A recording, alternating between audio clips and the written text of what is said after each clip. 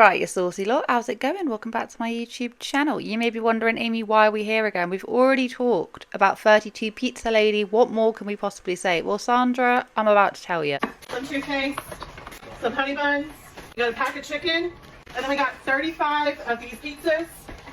The last video that I did, which was also the first video that I ever did about boy mum of 3, also known as Laken, who's right up here. Pretty sure that is her name. I also said it on her YouTube channel as well. When I posted that video, of course, I'd watched quite a few of her videos. I was kind of aware of the vibe. I got why people were having an issue with it. And it was more so a general conversational piece about the rage bait that can go on with a lot of these TikTok parents who do these hauls and purposefully show off buying a lot of processed food and just generally spending a lot of money on kind of junk food for their kids, and then showing it in a haul. People get ultra angry and then they run all the way to the bank. We got several packs of Kool-Aid. We got a bag of red potatoes, got 4 Sprites, we got 2 gallons of milk, some laundry detergent, we got a thing of Fruity Pebbles, and then we got 2 boxes of Cinnamon Toast Crunch, a box of Fruit Loops. We see it in the likes of the Dockery Dozen. Alicia, she is the first person that pops off in my brain. People have had an issue with that for several years now. So every single week I feel that a new mum or a new parent comes on the scene and shows us what they buy their kids and what they buy for their family, what they're cooking, and of course, this then gets people up in a frenzy and people rush to make videos about it and talk about how deplorable it is that, you know, these mums and these parents are feeding their kids this. The flavour of the week last week was Laken and her family. It is supper time at our house and we're going to have pizza. What do you want to eat tonight? Okay. Now, I want to revisit this topic of conversation because there's been a few things that she has said in videos that have really caught my attention that I feel are really important to talk about. And as well as that, just addressing and clarifying a few things because, of course, I was only seeing a smaller picture. I've been following her for like a week at this point. Her videos pop up on my FYP. I've been watching them. I feel like I can present a broader image. This isn't going to be just bagging over the head of like, why are you feeding your kids this and da-da-da, even though healthy diets are incredibly important for everyone, not just children, for adults as well. Yes, could these foods be healthier? Yes, that is obviously something that is very easy to pick apart on. Like I say, every single week there is something new. There is someone new. A new character has been unlocked in the mumverse of TikTok. When we're talking about food, healthy eating, children, shopping, what you're making, you get the idea. Are you proud of this? Am I proud of what exactly? Buying groceries for my children or my family? Yeah. I get paid every 2 weeks, and if I budget a certain amount of money to go shopping. Do I purchase the same things every single time? No. Will I always buy pizza? Yes. Always. It is not going to stop. I don't care what y'all think. I don't care what y'all say. I do not care. You literally cannot win on this app.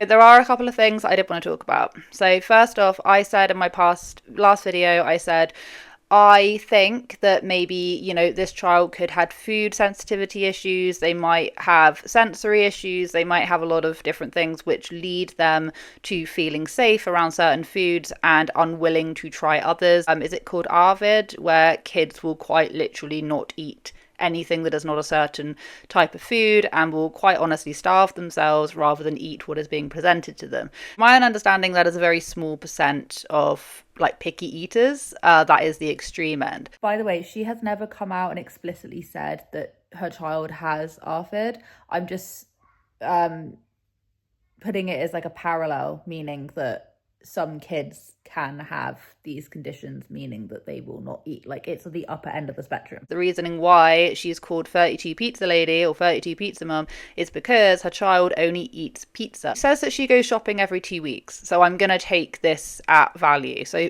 for every 2 weeks, her child will get through 32 pizzas. I do want to clarify something. A lot of y'all are so hung up on eating pizza every day and eating 2 at a time. I do want to tell you, he does not eat 2 at a time every single time. Now, I do know that that's all you guys have seen, so I understand that that's why you think that. And I understand also that you're probably not going to believe me when I tell you it right now, but it is the truth. So her child only eats that. Now, she has come out in recent videos and in comment sections talking about the fact that her child does have food sensitivity. So someone said, "I'm not trying to hate, but why in the world do you need 25 pizzas?" And she says 35. We've got to correct that, because I have a child of food sensitivity and that's one of the main things he eats. And of course, a lot of people are then talking about it in the comment section, being like, yes, I have a child that only eats this. I do not have a child who has food sensitivity issues. No one in my family does. So I'm not going to come on here and say, you need to do this, you need to do that, because quite honestly, I do not have any level of experience, whether it be social, through my own children, or personal experience with food sensitivity. So I'm not going to be the first person here to say, this is what you should be doing better. I'm not going to do that. What I will say is that she very much runs a kind of ship, sort of tight ship, but it is a sailing ship nonetheless. Her asking her children what they want to eat every single day for dinner. When people ask, why are you asking the kids what they want to eat every day? You're the mother, cook food. If they don't like it, oh well.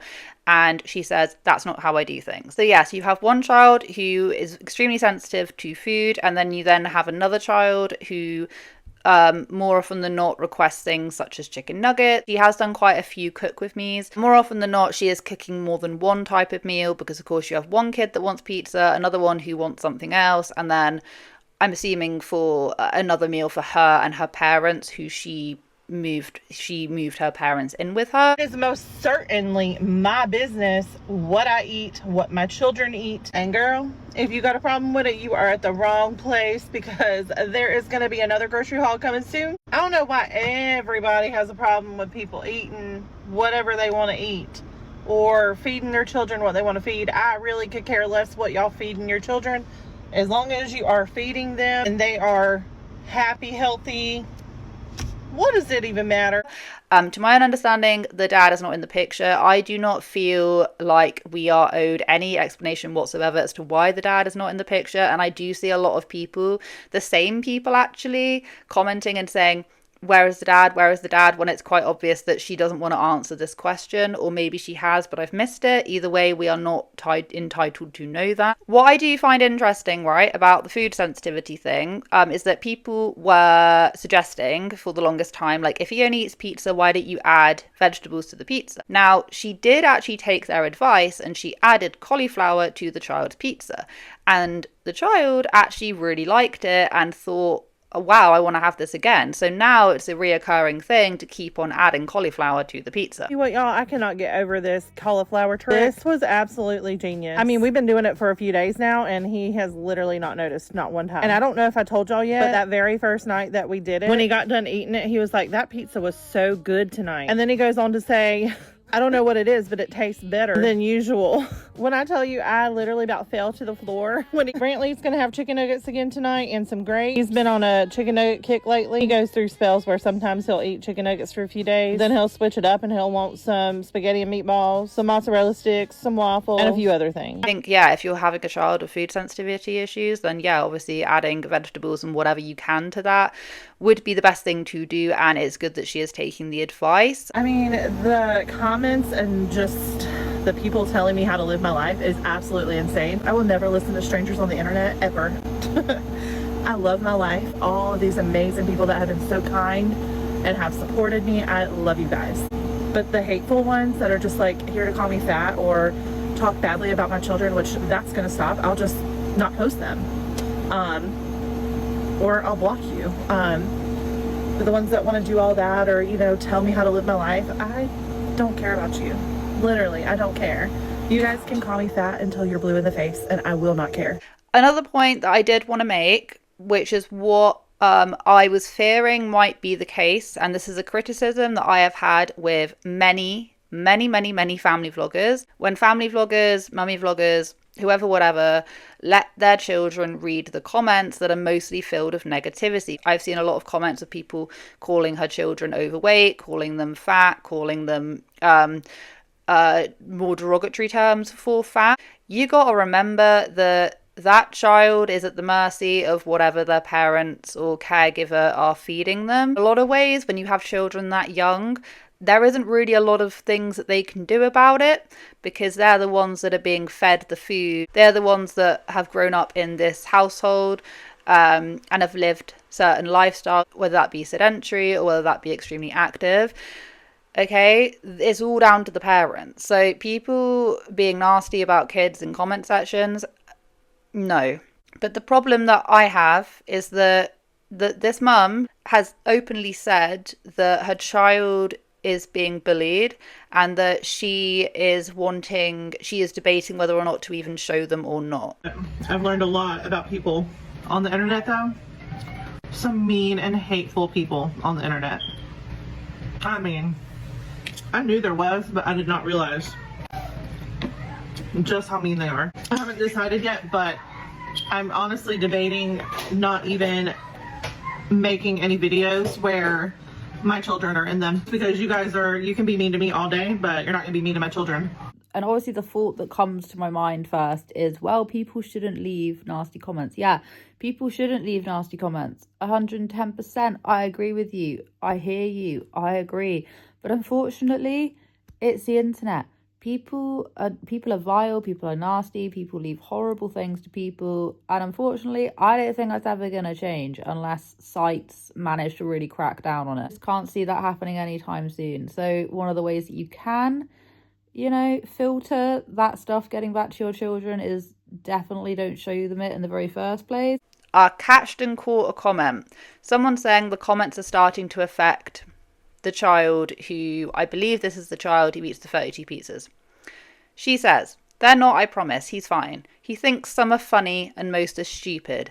He is so much like me." Someone else said, "Why would a young kid be on here reading comments? His mum posting on TikTok might be affecting him." And she said, "He's 14. We read them and laugh at them together." For me personally, I don't care if that child is 14.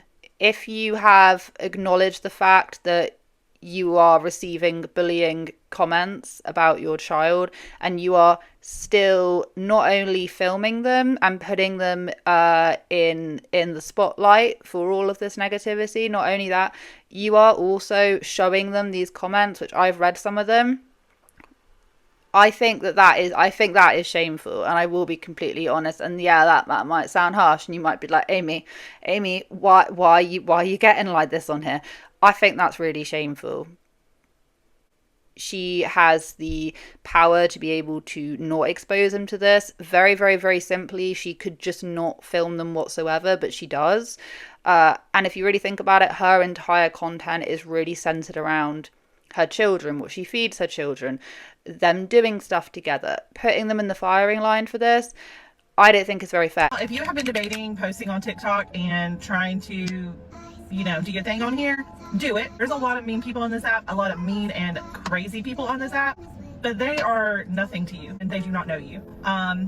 Do it. I'm telling you, there's money to be made. Especially if what she is saying is true. This child has food sensitivity issues. Maybe this is really out of his own control. Like I say, I don't know much about it. I think that is a double-edged sword, and I think that is not very fair on the child. And I say that about any family vlogger, mummy vlogger, whoever, whatever, that gets hateful comments and decides to let their children read those comments. I don't think it's good. I don't think it's good for your mental health. Just to really drill that further, I've said this in previous videos, that once a video goes live for me, generally I will respond to comments within about 2 to 3 hours. Sometimes if they pop up and I see them and I know it's positive, I will respond.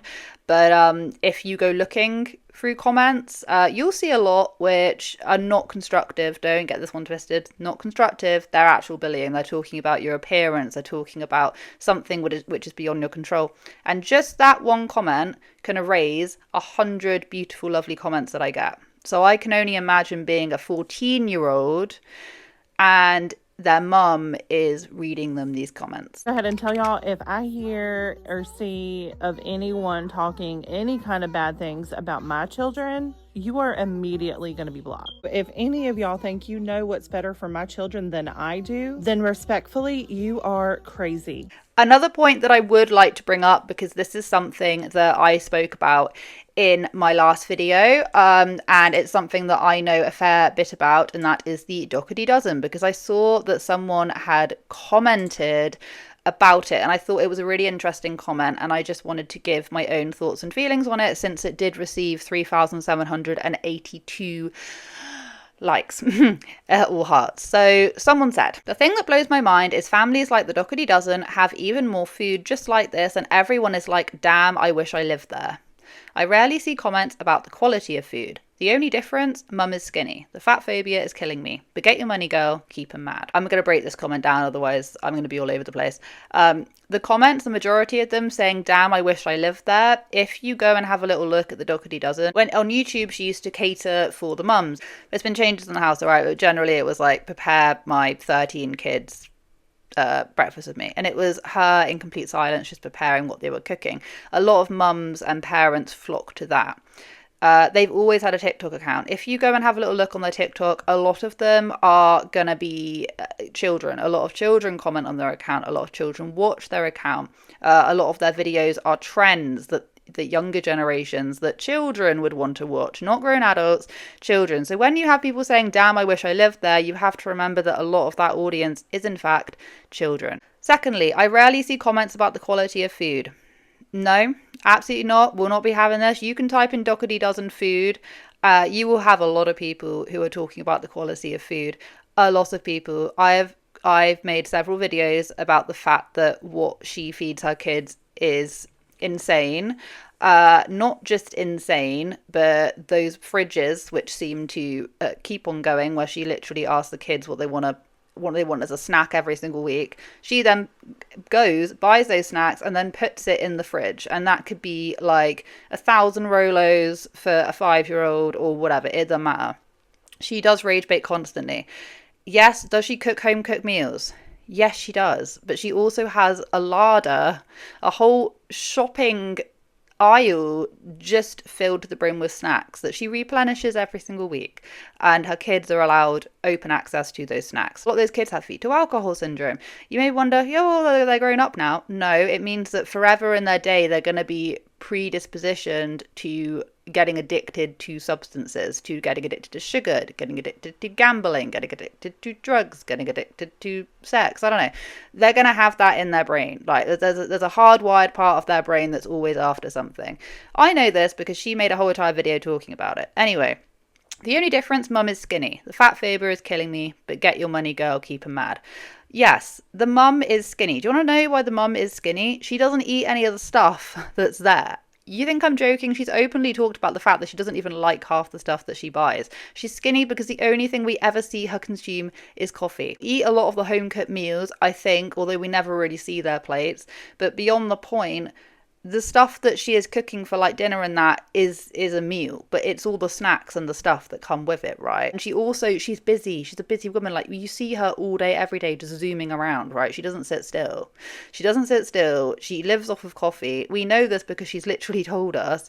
If she had a sedentary lifestyle, and if she ate a lot of the stuff that, you know, even we see Leighton eat, yeah, maybe she would be overweight. They are two completely different people. This goes beyond fat phobia, because Alicia has been beaten over the head with this for years. Do I agree that fat phobia exists? Yeah. In mukbangs, for instance, if you see a really, really skinny person eating like a whole load of food, they're going to get a different reception to a overweight person eating all this kind of food. Yeah, fat phobia, it does for sure exist. But in this context, no. Now, have I just rabbited on and on and on about a singular comment? Yes. And if you think I'm going to ever be one of those mamas that never let my kids have any kind of like good food or something that might be a little unhealthy, then you're at the wrong place, baby. I'm sorry. I absolutely try to push healthy food. And 2 of 3 will eat some healthy food. We are not over here throwing back sodas all day or putting down 32 pizzas a day. And she's getting a lot of hate. Like, I feel bad. A lot of the hate, the bullying comments, unjustified unjustified, unwarranted. I don't agree that we should bully people in order to get our point across. I don't feel like that bullying is ever the answer. But what I do think is that some of the comments, a lot of the comments are constructive, and they're simply just trying to help and try and offer advice, a bit like the cauliflower pizza one.